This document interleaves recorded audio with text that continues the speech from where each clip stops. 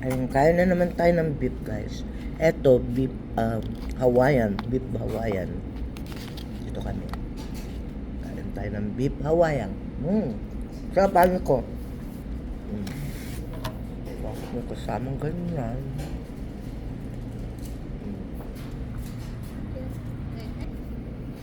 May kasamang ganyan.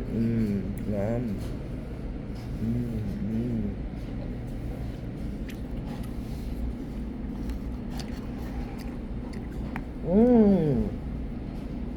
Ang sarap. Ito ang in-order ko. Alam.